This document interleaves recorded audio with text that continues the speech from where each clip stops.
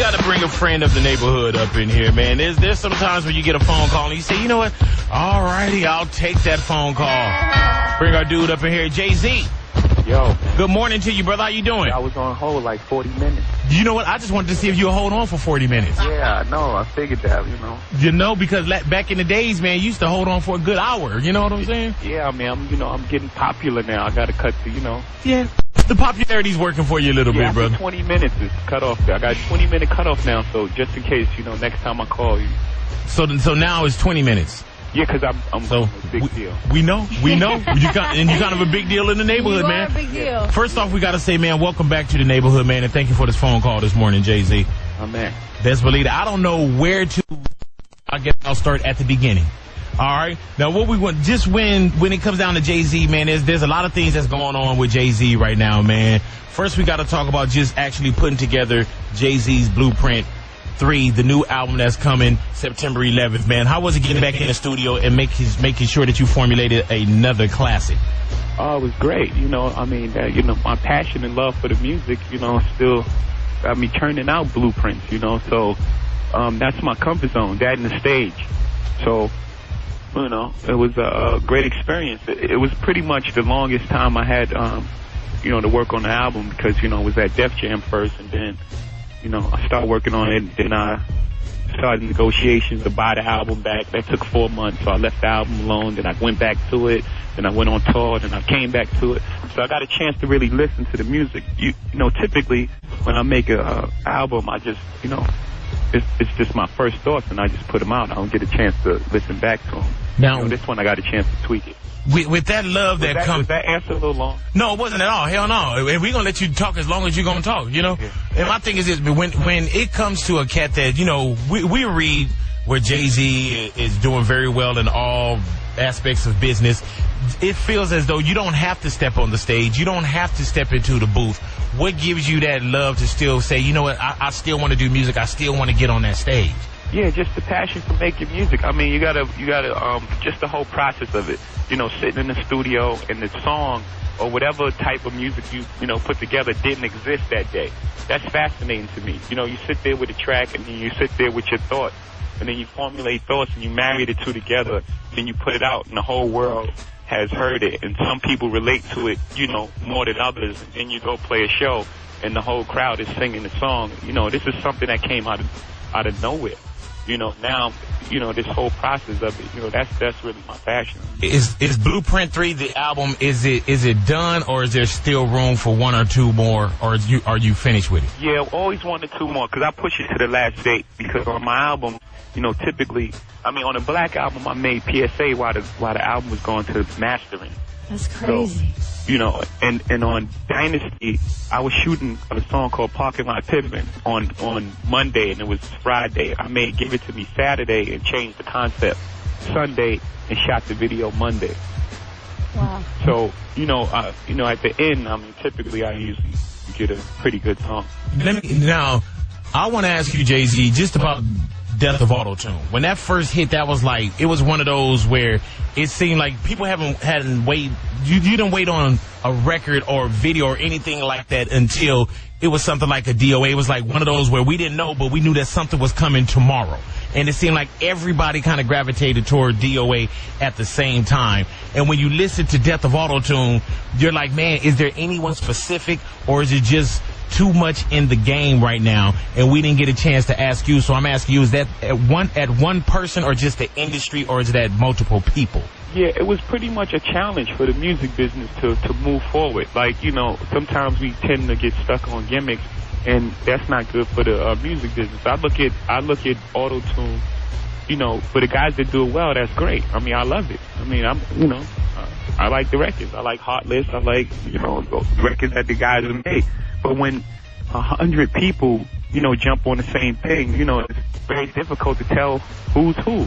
And when one genre of music starts doing one thing, that's what happened to rock and roll. When rock and roll was doing that hair metal, that left room for rap to come in and dominate. And the same thing could happen with rap. So, I'm just pushing us to make different type of music. Let the 10 guys or whoever, the 3 guys, the 4 guys, whoever do that does that type of thing really well, let them do that. Right. Let's figure out something else to do. And it seems like now people that was holding on to like auto-tune tracks are afraid to bring them out now. Like, man, like I'm just gonna hold on to it. Did you feel like it was your place to say death of auto-tune? Was that something that you held on like, man, I don't know if I should say that because there's some cats I'm cool with?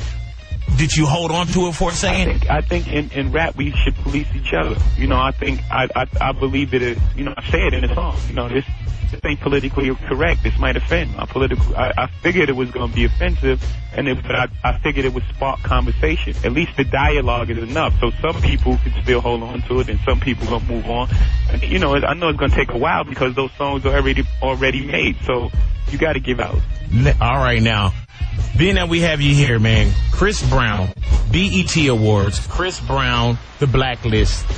Chris Brown can't get on stage because Jay-Z doesn't want him on stage. How real is that? And I know we got a soundbite of you saying no, it wasn't, but how real was that? That was absolutely ridiculous. I mean, that's not even my, you know, form of approach. I wouldn't do that. Like, if I have a problem with somebody, I have a problem with them. I wouldn't go through BT or the industry. That's corny. I wouldn't. That's crazy to me. Because I know that they were saying that Chris Brown was slated to be on that award show, and then all of a sudden it seemed like he just got kind of pulled off stage, and fingers did point at Jay-Z, like if Chris Brown get on stage and I'm leaving, and then, you know, it goes further. Oh, I'm taking Beyonce with me too, like it was a trump card. Nah, I wouldn't do that. That's crazy. All right, and what about with Dame Dash with his response of saying, oh, well, you know, Jay-Z stops people from eating anyway? Well, I mean, Dame ate pretty well with me. By the way, I didn't hear him say that, so I'm just taking your word for it. But, I mean, he ate pretty well. I mean, really well. Hell yeah, best believe that. Hey, man, the game is all over the world right now. In many, you know, venues saying F Jay-Z, old brother, so on and so forth. Where did this game getting on Jay-Z, where did that generate from? And where does this go to from Jay-Z's standpoint? I think he's been posturing for this type of thing, you know, for a while. And I guess he just took the fact that I said I'm not talking about, which is not a diss at all, and just, you know, figured, you know, that was his opportunity. So, you know, he's going on tour and he's promoting, I guess, buzz or marketing or however people feel that they need attention these days. So there's no real problem behind it. There's no real challenge behind it. Like with the Nas thing, that was the real thing simmering. It wasn't done for any marketing or anything like that. So, you know, I typically let those type of things slide. But, you know, I could wake up tomorrow and just really, you know, go right in. Because you are human. You know, now, yeah, exactly. Blueprint 3, man, is there anyone on the album that we got to look out for that Jay-Z could say, hey, this person is on here, and when that album drops, this is the reason why you need to go pick it up also, aside from you being on there, of course? I mean, well, there's Beyonce and Kanye and MGMT and Drake. No, name some real names, man. I mean, like, good Lord. You know what I'm saying? I'm sorry. Then there's the engineer. Yeah, see, that's what I'm talking about, man. The light guy who ain't got the chips that day. I made the hook. Yeah, give it to the real people that work hard in there. Yeah. Jay-Z, what do you think about all the buzz on Drake? I think it's well-deserved. I think he put together an incredible mixtape that spawned, like, 2 smash records and, you know, was successful and best I ever had. You know, I think it's a breath of fresh air. You know, I mean, I'm for progressiveness of rap or, you know, music in general. So, you know, I'm happy for him.